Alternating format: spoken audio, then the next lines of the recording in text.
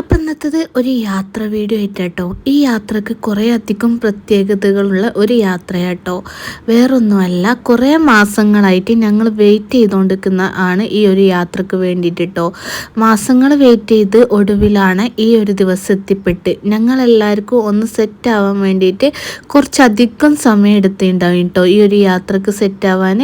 അങ്ങനെ ഞങ്ങളിതാ അവസാനം ആ ഒരു യാത്ര അങ്ങ് ദൂരെ ഒന്നുള്ള യാത്രയൊന്നും അല്ലെങ്കിലും ഞങ്ങളെ മക്കൾക്ക് ഏറ്റവും വലിയ ദൂരത്തേക്ക് പോകുന്നൊരു യാത്ര പോലാട്ടോ ഇവിടേക്ക് വരുന്നത്.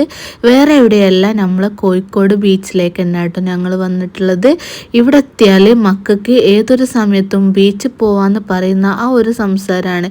എല്ലാവരും ഊട്ടി പോവുക, കൊടൈക്കനാൽ പോവുക, ആ ഒരു പോക്കിന് ഒരുങ്ങുന്ന അതേ ഒരു രീതിയിലാണ് ഞങ്ങൾ ഈ കോഴിക്കോട് ബീച്ചിലേക്ക് വരാൻ വേണ്ടിയിട്ട് ഒരുങ്ങിയുള്ളത് കേട്ടോ.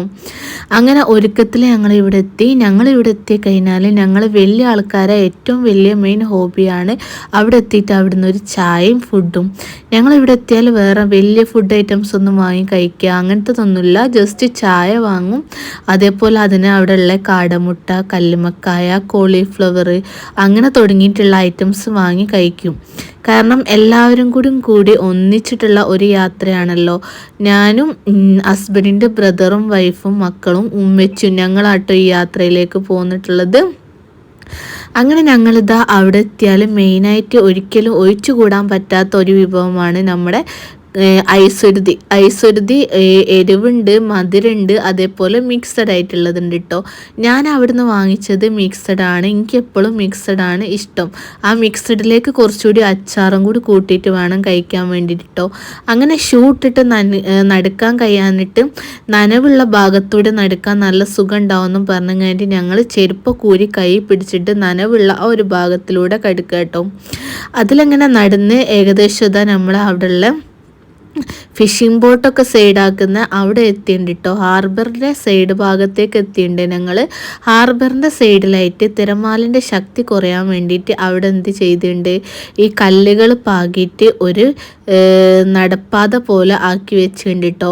അതിലിങ്ങനെ ആ തറ്റത്ത് വരെ പോകാൻ വേണ്ടിയിട്ട് ഞങ്ങൾ അങ്ങോട്ട് നടന്ന് തുടങ്ങിയിട്ടുണ്ട്. ഇത്രയും വർഷമായിട്ട് ഞാൻ ബീച്ചിൽ പോയിട്ടുണ്ടെങ്കിലും ഇന്ന് ആദ്യമായിട്ട് ഈ പോക്കിൽ ആദ്യമായിട്ടാട്ടോ അതിൻ്റെ മുകളിൽ കൂടെ നടന്നത്. അങ്ങനെ തന്നെ നമ്മളെ സൂര്യാസ്തമയമൊക്കെ കഴിഞ്ഞ് സൂര്യനൊക്കെ ഉറങ്ങിയതിന് ശേഷം ഏകദേശം ഇവിടെ രാത്രിയായിട്ടുണ്ട് കേട്ടോ. ഈ രാത്രിയായ സമയത്താണ് ഞങ്ങൾ മക്കളെ വെള്ളത്തിലേക്ക് ഇറങ്ങാനും വിട്ട് ഞങ്ങൾ അവിടെ ഇരുന്ന് കഴിഞ്ഞിട്ട് കുറച്ച് കഥകളും കുശലങ്ങളൊക്കെ പറഞ്ഞുകൊണ്ടിരുന്നു കേട്ടോ.